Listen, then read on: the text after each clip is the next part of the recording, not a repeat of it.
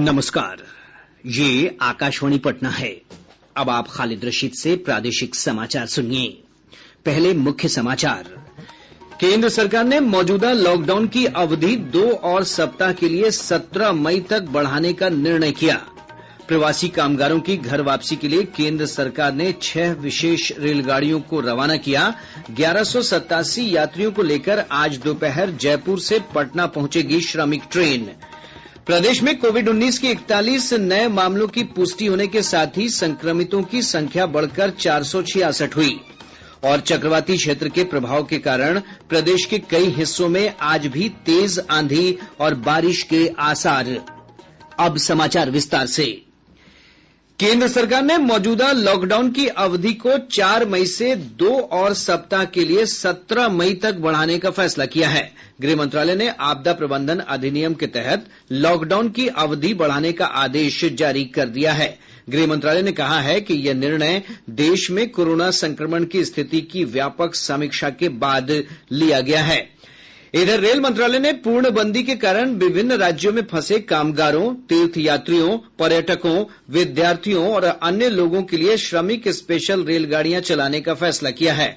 ये गाड़ियां 2 राज्यों के अनुरोध पर केवल गंतव्य स्थान पर ही रुकेंगी। यात्रा के लिए मास्क पहनना अनिवार्य होगा। इन यात्रियों को भेजने वाली सरकार भोजन और पानी मुहैया कराएगी। गंतव्य स्टेशन पर भी यात्रियों की जांच और संगरोध की व्यवस्था की जाएगी।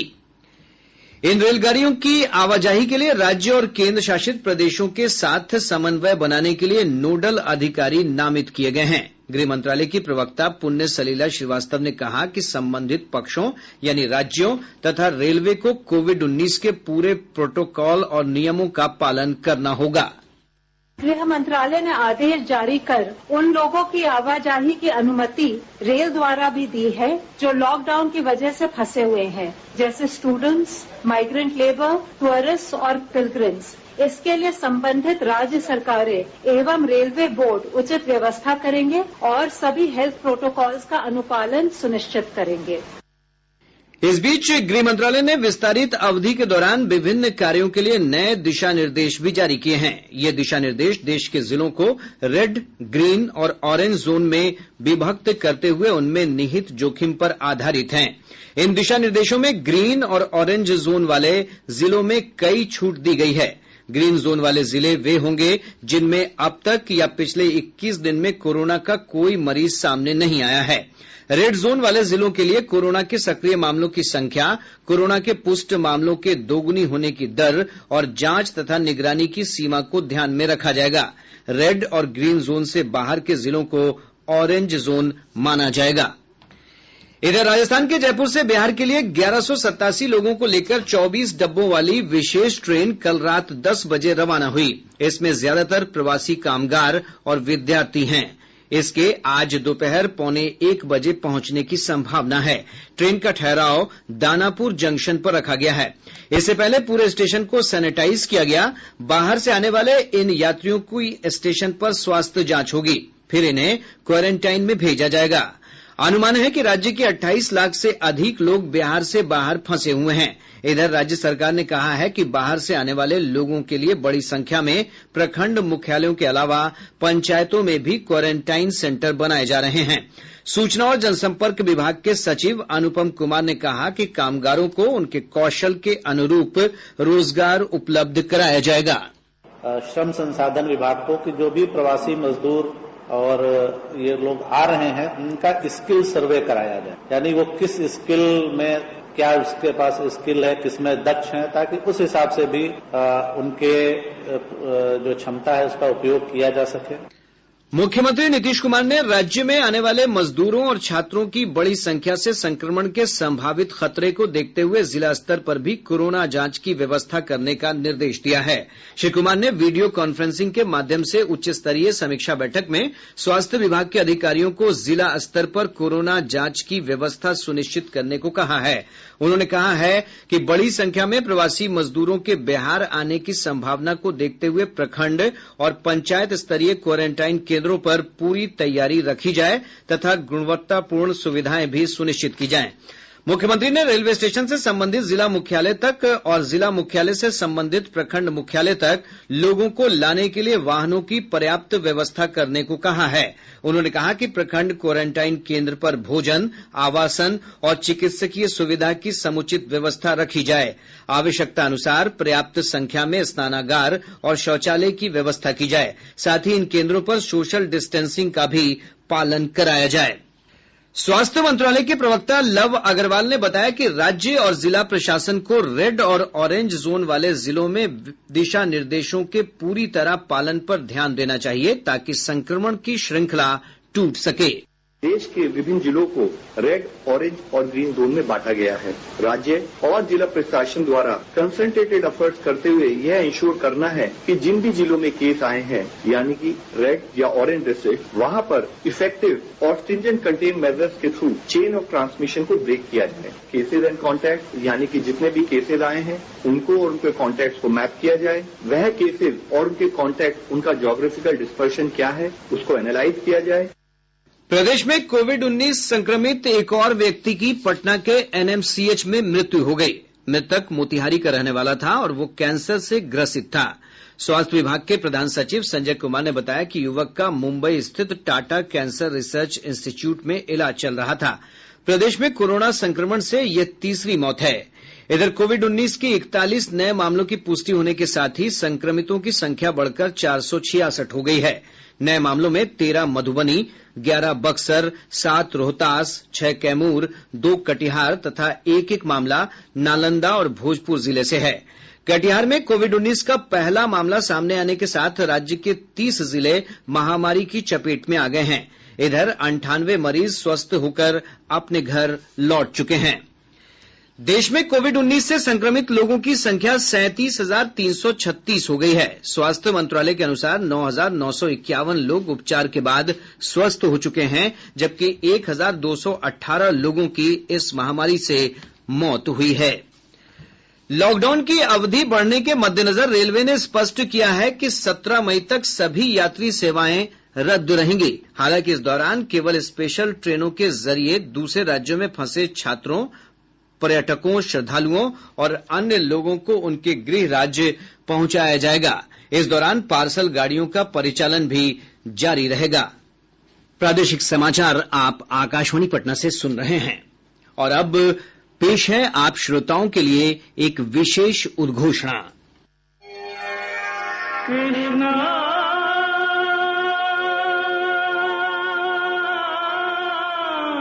दर्शकों का पसंदीदा धारावाहिक श्री कृष्ण जल्द आ रहा है डीडी नेशनल, फ्री डिश और अन्य डीटीएच चैनल पर।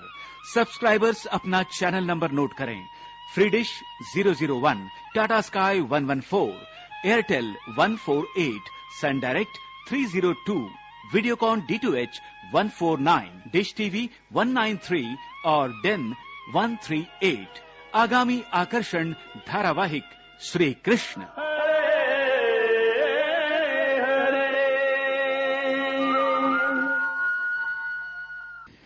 विश्व स्वास्थ्य संगठन ने कहा है कि दुनिया के देशों को लॉकडाउन धीरे धीरे हटाना चाहिए। साथ ही उन्हें कोविड-19 पर सतर्क निगाह रखनी चाहिए और यदि वायरस लौटता है तो पाबंदियां बहाल करने के लिए तैयार रहना चाहिए। सोशल डिस्टेंसिंग यानी कि शारीरिक दूरी बनाए रखना लाभदायक है। वरिष्ठ चिकित्सकों का कहना है कि फिलहाल यही बचाव का प्रमुख साधन है। सीताराम भारतीय विज्ञान और अनुसंधान संस्थान के वरिष्ठ परामर्शदाता डॉक्टर अमरचंद बजाज ने साफ सफाई के महत्व पर जोर दिया और बताया कि कोरोना वायरस को कैसे रोका जा सकता है।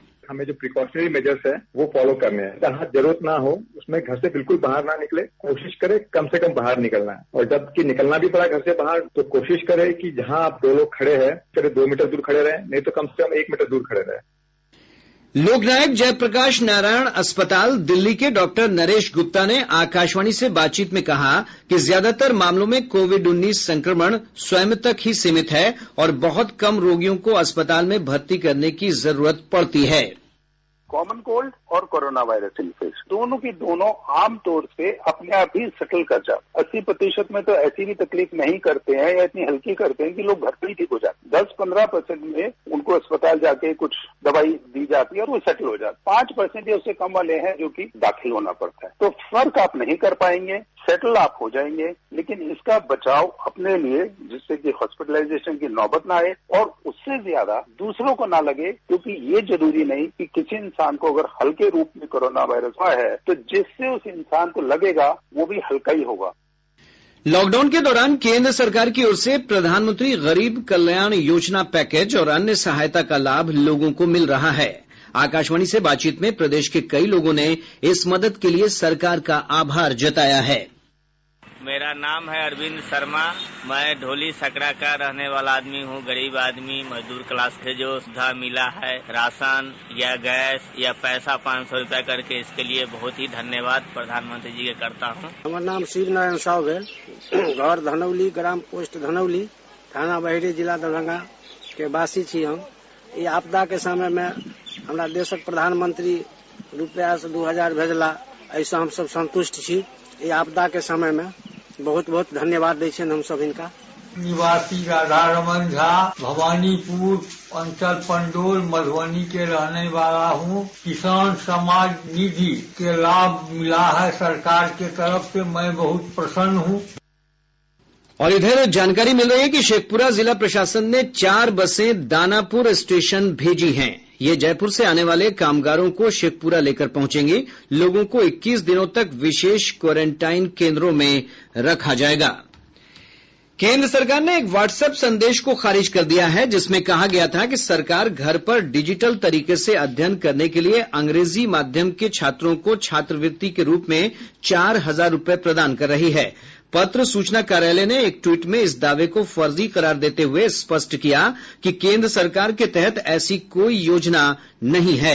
इधर पीआईबी ने सोशल मीडिया के एक अन्य संदेश कि सरकार पीएम मास्क योजना के तहत निःशुल्क मास्क वितरित कर रही है को भी भ्रम फैलाने वाली कार्रवाई बताया है। पीआईबी ने कहा कि ऐसी कोई योजना नहीं है और संदेश में साझा किया गया लिंक फर्जी है। केंद्र सरकार इंसेफ्लाइटिस यानी दिमागी बुखार की रोकथाम के लिए बिहार सरकार को पूर्ण सहयोग करेगी। केंद्रीय स्वास्थ्य मंत्री डॉक्टर हर्षवर्धन ने राज्य के स्वास्थ्य मंत्री मंगल पांडेय के साथ वीडियो कॉन्फ्रेंस के जरिए स्थिति की समीक्षा के दौरान आश्वस्त किया कि वार्षिक तौर पर उभरने वाली इस समस्या से निपटने में संसाधनों की कमी नहीं होने दी जाएगी। श्री हर्षवर्धन ने दिमागी बुखार से बच्चों की मौत पर चिंता व्यक्त करते हुए कहा कि विभिन्न स्तरों पर समुचित हस्तक्षेप और देखभाल से इसे रोका जा सकता है। स्वास्थ्य मंत्री ने कहा कि इसके लिए प्रणालीबद्ध ढंग से एहतियाती उपाय जरूरी है। चक्रवाती दबाव के क्षेत्र के कारण प्रदेश में कई स्थानों पर आज भी तेज आंधी के साथ बारिश के आसार हैं। दरभंगा और आसपास के क्षेत्रों में सुबह से ही बारिश हो रही है। आपदा प्रबंधन विभाग ने लोगों से वज्रपात को लेकर सतर्क रहने की अपील की है। पिछले 24 घंटों के दौरान राज्य में वज्रपात की घटनाओं में 7 लोगों की मृत्यु हो गई। मुख्यमंत्री नीतीश कुमार ने मृतकों के निकटतम आश्रितों को 4-4 लाख की अनुग्रह सहायता राशि देने के आदेश दिए हैं। भागलपुर जिले के नवगछिया थाना क्षेत्र अंतर्गत राष्ट्रीय राजमार्ग संख्या 31 पर खरीक चौक के पास 2 ट्रकों की टक्कर में एक महिला समेत 4 लोगों की मौत हो गई।